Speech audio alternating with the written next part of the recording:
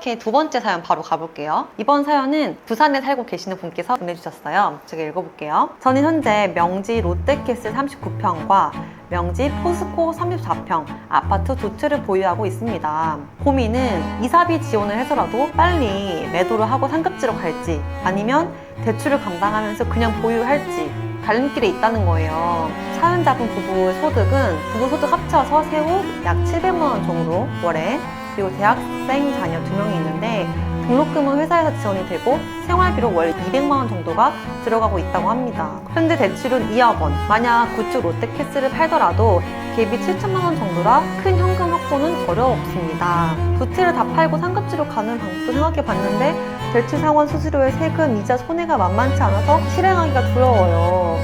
게다가 이 집을 지금 팔고 나서 만약 가격이 더 오르면 배가 아플 것 같아서 지금 어떻게 해야 될지. 그러니까 이분의 고민은 지금 이 두 채를 어떻게 배가 아플 것 같은데 팔아서 상급지로 가는 게 그래도 나을지, 아니면은 부산에 편입 올 수도 있으니까 조금 더 기다렸다가 하나씩 이득을 보고 하는 게 좋을지, 이런 고민이신 것 같거든요. 어떻게 보시나요? 전형적으로 조급해 보이신다고 느껴지는 게, 일단 제가 한번 정리를 한번 해볼게요. 네. 이분이 일단 명지 신도시 쪽에 아파트를 두 채를 가지고 있거든요. 네. 근데 지금 본인이 상급지로 가야 될지 보유할지 고민하신다라고 얘기했는데요. 네. 내용을 들어보니까 한 채를 팔아도 현금 확보되는 게 몇 푼 안 된다라고 얘기를 하셨고, 네. 두 채를 팔려고 하니까 손해가 막심하다라고 얘기하셨어요. 네.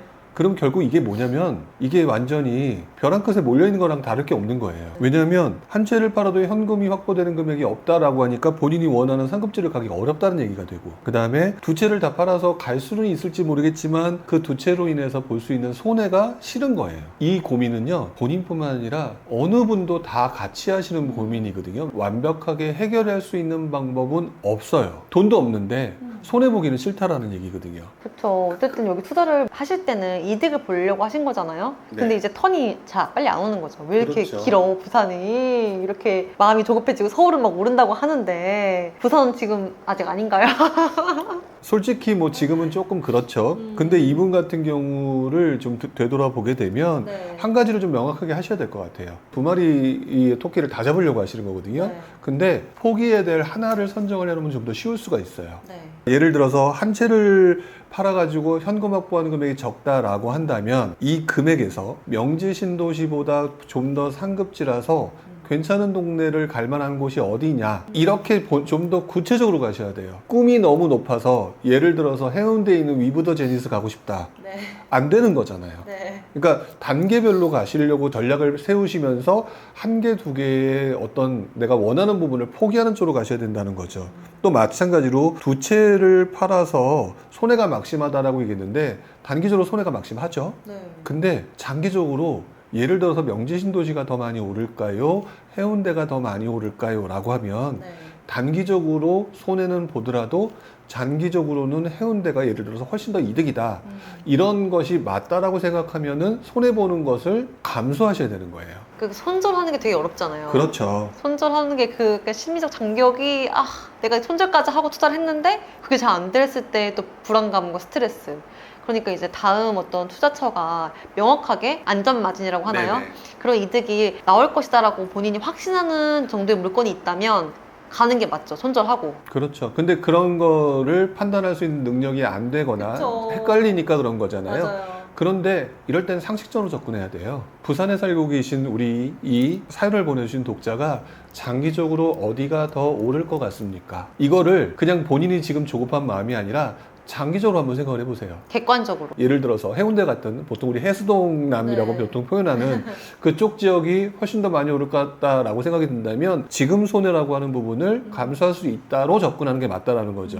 처음 마음 자세부터 두 마리 토끼를 다 잡겠다라고 하는 순간은 이미 이거는 고차방 정시로 들어온 거예요. 이 고차방 정시로 들어오게 되면 이거를 해법 찾기가 어려워요. 그렇기 때문에 이거를 치환해서 뭐 1차가 뭐 되는 거가 제일 좋겠지만 2차, 3차로 치환을 해주는 게 가장 좋은 것 같아요. 그래서 저는 이분이 일단 두 마리 토끼를 잡으려고 하는 것 중에서 하나를 포기하게 되면 선택하기가 조금 더 편할 거다. 네. 일단 1차적으로 그 해법을 먼저 드리고요. 네. 두 번째로는 어쨌든 간다라는 가정하에 상급지를 갈지 보유할지에 대한 고민을 하셨어요. 네. 일단 시장 환경부터 먼저 얘기를 드려야 될 것 같아요. 제가 볼 때는요, 지금 부산을 팔고 지금 서울에 가고 싶어 하는 그런 느낌이 있거든요. 네. 뭐, 공식적으로 소개는 안 됐지만 내용 속에 서울, 뭐, 예를 들면은 뭐, 센트라스라든지, 팀이 센트라스라든지 아니면 예. 용인, 수지구 쪽. 예, 이쪽에 관심이 있는 것처럼 보이시거든요. 그게 요즘 사람들의 분위기예요. 네. 똘똘한 채를 가려고 하는 그런 분위기가 있고, 또 한편으로는 그냥 부산에서 상급지를 가야 될지 이런 고민을 하시는데, 저는 시장 환경을 보게 되면 지금 서울은 계속 누르고 있는 입장이잖아요. 특히 서울 쪽에 투자하시는 분들한테는 올 하반기 규제를 좀 보고 움직이자, 이렇게 지금 얘기하고 있는 중이기 때문에 지금 서울 쪽에 들어가는 거에 대해서는 조금 제가 보류를 하라고 말씀을 드리고 싶고요. 그리고 부산 같은 경우는 지방이잖아요. 네. 지방에서 부산 같은 경우는 제1도심에도 불구하고 별로거든요, 지금 현재. 그러면 지금 현재 바닥을 달리고 있는 중인 거예요. 네. 그러면 더 떨어지기보다는 정부의 규제 완화나 이런 게 나오면 오히려 오를 가능성도 굉장히 높은 편이에요. 그렇기 때문에 어설프게 잘 모르는 서울 수도권을 공부도 제대로 안 된 상태에서 더더구나 추가 규제가 나올 수 있는 가능성에서 지금 서울 수도권에 똘똘한 채가 대세라고 하니까 따라가겠다, 추격 매수거든요. 그렇죠. 저는 추격 매수보다는 오히려 이분 같은 경우는 명지 신도시에서 조금 해수동남의 상급지로 이동하는 걸로 일단 1차적으로 움직이시는 게 조금 더 안정적으로 보인다. 그런데 예를 들어서 상급지, 부산에 있는 상급지로 올라갔는데 부산이 예를 들어 활성화가 된다 그러면 돈을 버는 거거든요. 그렇죠. 근데 서울 같은 경우는 지금 정부가 규제를 하고 있기 때문에 나중에 조금 주춤하거나 조금 시간적인 여유가 있어 보여요. 네. 저도 유행을 따라서 또는 본인이 원하는 것들의 입맛에 맞는 것을 얘기한다면 서울을 말씀드릴 수 있겠지만 네. 저는 조금 더 안정적이고 보수적으로 안전마진을 보는 투자를 생각하는 입장이기 때문에 본인이 거주지인 부산 쪽에 집중하는 게 낫다. 두 채를 파셔서 손해를 보더라도 좀 이동하겠다라고 얘기를 한다면 그 두 채로 움직일 수 있는 가장 최상의 범위가 어딜까를 보면서 해수동남 중에서 선택하시는 게 지금 제가 말하는 해수동남이 어딘지는 뭐 부산 분들을 다 아시겠지만 네. 흔히 말하는 해운대구, 네. 그다음에 수영구, 그다음에 동래구, 네. 그다음에 남구예요. 아. 이 네 개 지역들을 집중적으로 보시는 게 현실적으로 나을 것 같다. 그리고 난 다음에 서울이 상대적으로 조금 싸졌다라는 느낌. 부산이 오르면 상대적으로 싸지는 거거든요. 네. 그러면 오히려 그때 서울에서도 진짜 좋은 기회가 만들어질 거다. 오. 일단 내 나와바리부터 제대로 보는 게 저는 투자의 기본이라고 생각해요. 저도 그게 현실적일 것 같아요. 사실은 이 사연을 딱 보시자마자 선배님 생각에 아니 왜 명지 두 채를 이런 생각 안 하셨어요?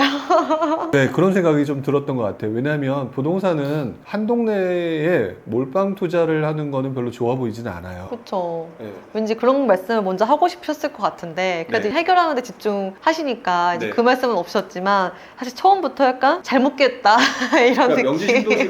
명지 신도시가 나쁘다라기보다는 네. 사람들의 심리가 기본적으로 가장 선호하는 곳들을 네. 택하거든요. 그리고 나중에 규제가 나오거나 그럴 때 두 채, 세 채 가지고 있는 것보다는 당연히 상급지에 똘똘한 채를 갖고 있는 게 좀 유리할 수 있는 개념이기 때문에 네. 저는 개인적으로 어떤 특정 지역에 몰아서 여러 채를 갖는 부분은 조금 아쉬웠어요.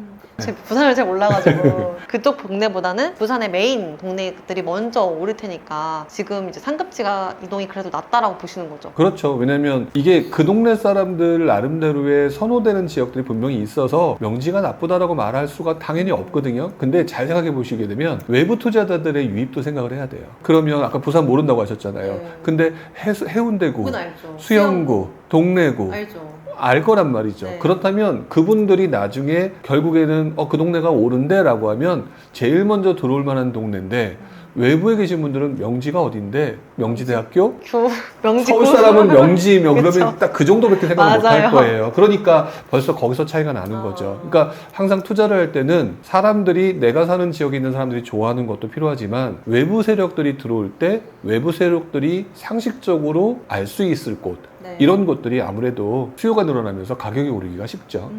그래서 오늘 선배님께서는 이 사연자분한테 이제 상급지 이동을 하고 싶다면 서울보다는 부산 내에서 상급지 이동을 고민해 보는 게 좋다 이렇게 결론을 내주신 거네요. 첫 번째 사연분도 그랬고 두 번째 사연분도 다들 서울의 똘똘한 한 채의 어떤 트렌드 대중, 군중 심리에 다들 휩쓸리고 있으신 것 같아요. 그러니까 여러분들이 생각을 해주셔야 될 게 뭐냐면 지금 상담을 올리시는 분들이 공통적으로 올려주시는 분들이 항상 하는 말이 똘똘한 한 채 상급지 이동이거든요. 그렇게 얘기를 하고 있잖아요. 네. 근데 잘 생각해보게 되면 본인이 그렇게 판단한 이유가 있을 거예요. 네. 왜냐면 얼마 전까지 그런 트렌드가 만들어졌으니까. 저기 오르는 게 보이니까. 그렇죠. 보이는데 근데 그게 왜 만들어졌는지를 잘 생각해 봐야 돼요. 왜 만들어졌나? 그게 결국엔 다주택자 규제 때문이었거든요. 다주택자 규제가 만들어졌기 때문에 여러 채 갖는 것보다는 똘똘한 한 채를 갖는 게 낫겠구나. 그러니까 이렇게 되겠구나라고 얘기하는데 똘똘한 한 채와 다주택자의 그 어떤 인기는 매번 반복돼요. 그래서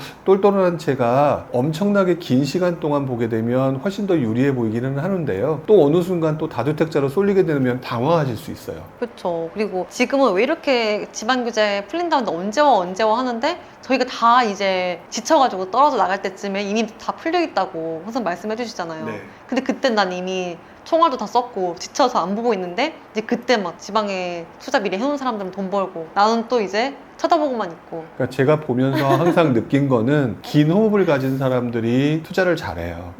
지금 현재 시장 상황을 보면서 지방이 워낙 안 좋기 때문에 정부는 조금씩 찔끔찔끔이긴 해도 지금 지방을 향해서 무언가 계속 풀어주고 있는 형국이 보여지고 오히려 반대로 서울 같은 경우는 계속 규제를 하고 있는 모습들이 보여진다는 거죠. 네. 이게 반대가 규제 완화가 쌓여가게 되면은 기회인 거고요. 규제 강화가 쌓여가게 되면은 이거는 기회가 아니라 위기인 거예요. 그렇기 때문에 기회를 노리시겠습니까? 위기를 노리시겠습니까? 긴 호흡으로. 라고 하면은 저는 긴 호흡으로 기회를 노리는 게 낫다라고 보는 거죠. 한편으로는 저희 케바케 사연 신청자분들이 똘똘한 한 채를 얘기하지 않을 때가 이제 진정 지방장이 열렸구나 이런 걸 피부로 느끼게 될 것 같아요. 그렇죠. 그래서 어떤 면에서는 제가 이렇게 지방에 계신 분들한테는 지방이 좀 더 유리할 수 있으니까 너무 조급하게 또 건너타지 마라 이런 얘기를 하는 가장 큰 이유 중에 하나가 실제로 2007년도, 2008년도에 제가 직접 본 경험이에요. 지방에 계신 분들이 그때 서울에 몰려 들어와서 투자하는 무리가 그때 형성이 됐었어요. 부산에서 버스 타고 온다고 그런 거 아닌가요? 뭐 버스까지 타고 올 정도로 지금 문화가 그때랑 지금하고 문화가 좀 네. 다르니까. 근데 생각해보면 그때 지방장은 죽 쏘던 장이고 오히려 반대로 서울 수도권장은 완전히 화랑장이었거든요.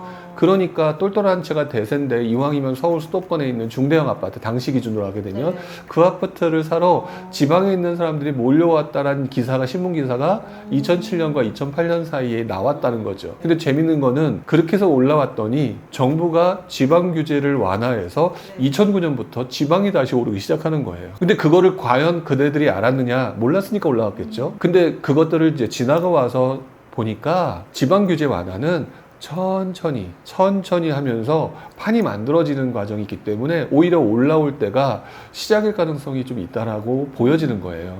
그래서 저는 힘들게 올라오시지 말고 부산에서 조금 더 좋은 대상을 아직 움직임이 좀 덜할 때 움직이는 게 좀 낫지 않을까? 이런 생각을 가지고 말씀을 드리는 거고 시장 분위기가 요즘에 지방을 조금 풀어주는 느낌 그리고 대통령도 지방 관련돼서 금리를 좀 인하하라 이런 기사가 나왔거든요. 네. 이것들을 허투루 보시면 안 된다고 생각이 들어요.